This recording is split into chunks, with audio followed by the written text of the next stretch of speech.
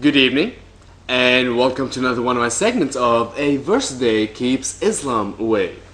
Today, I would like to discuss paganism.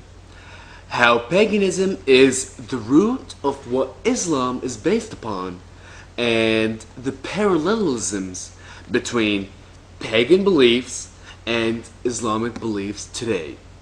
Today, I would like to talk about Al-Hajj.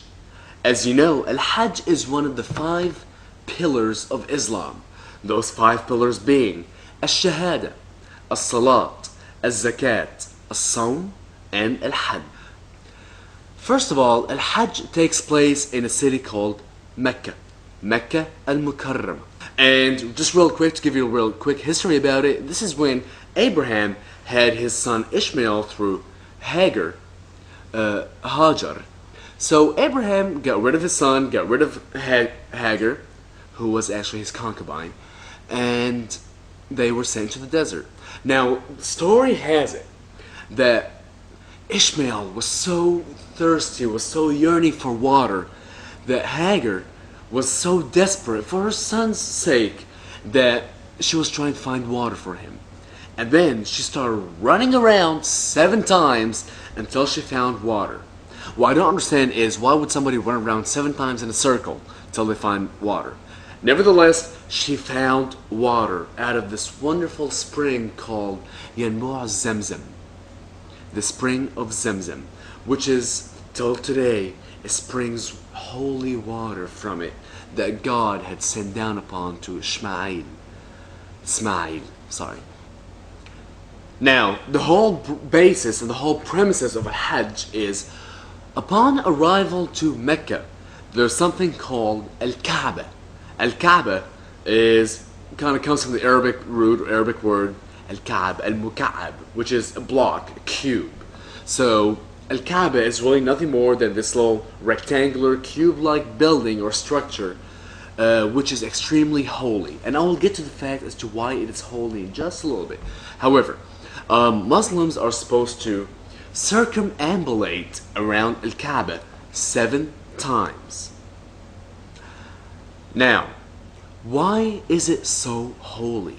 What is so holy about Al-Kaaba?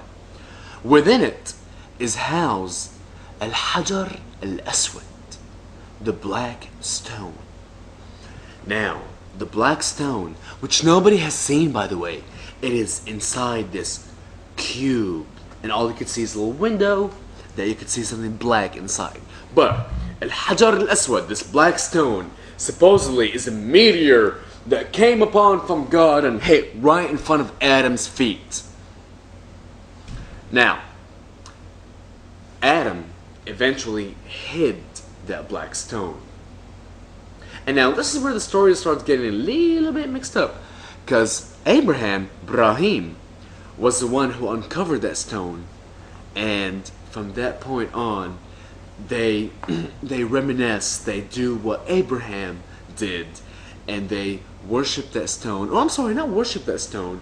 They circumambulate around it, and every time they pass around the little window that has a stone showing, they must touch it and kiss it. And however, if you're not too close to it, since about every year about 3 million people make this pilgrimage, and you know, it's kind of small and confined, about 300-400 people get trampled and died every year. Nevertheless, if you're not close enough to where you can touch it and kiss it, every time you pass around it, you must say, Allahu Akbar, Allahu Akbar. Alright, so now you have 3 million devout Muslims circumambulating this weird cubical structure with that which you cannot see inside by the little black stone. In essence, they are practicing as to how to worship God, Allah, because the Kaaba is supposed to represent Arsh Allah, the throne of God.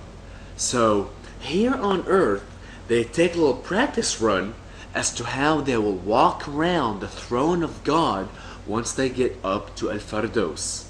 Now, I know what every single one of you is thinking right now. Who built the Kaaba? Like, for real, dude.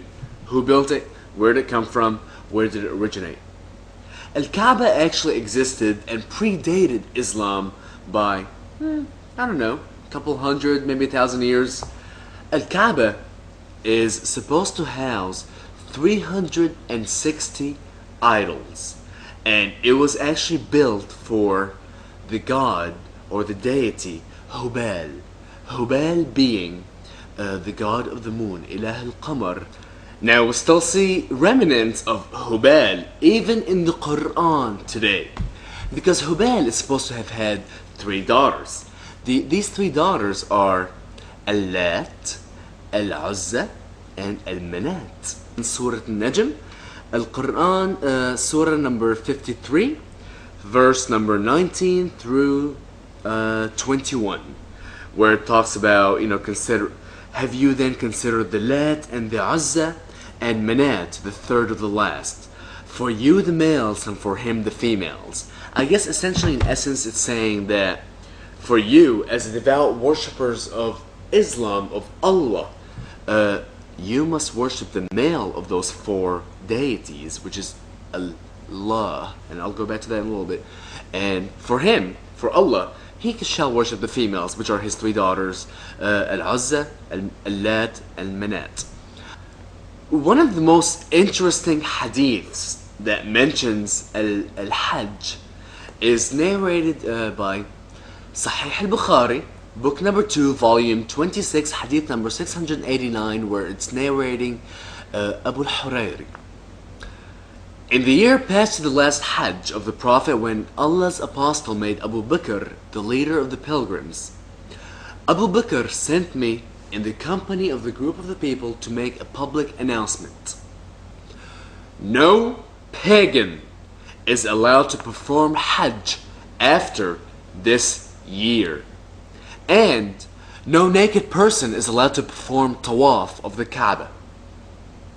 Now, when it's saying that no pagan shall perform the Tawaf, the circumambulation after this year, this clearly indicates that pagans up until that year had been performing a Tawaf, the circumambulation, the Hajj, the turning around this little magical, mystical cube.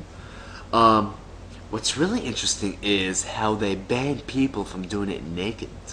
So, people actually, not only did the pagans circumambulate and perform the Tawaf around Al-Kaaba, but they used to do it naked, just like any other pagans.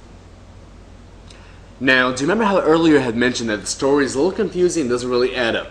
Now, after they perform the circumambulation and drink out of the well of Zamzam and whatever, another event to do at this theme park that you go to is you go to this place, and I really forgot what the process is called. I can look it up, or I can just post it on the side in a little bit. But where you cast stones into nothingness, and this is to remind Muslims how Ibrahim had cast the stones upon the devil, Rajam al-Shaitan. Now, this is where it really doesn't make sense. Why would Abraham have gone there to perform al-Hajj and to drink out of Nab' Zamzam and to cast stones and Yarjum al-Shaitan, to cast stones upon the devil? He banished his concubine and his bastard son. Why would he go there? Do you guys not even think about that?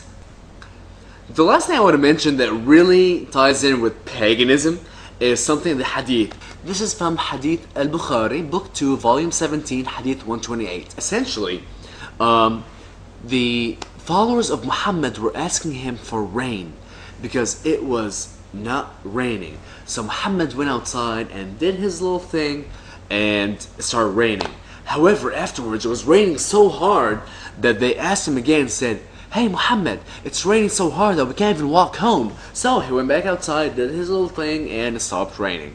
And what is that? I think we have a video just coming right in. This is Muhammad performing his rain dance.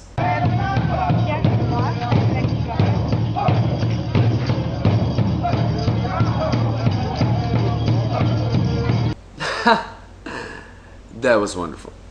Alright, I want to say thank you for your time, and I look forward to seeing you again later. Take care, and have a good evening. Bye.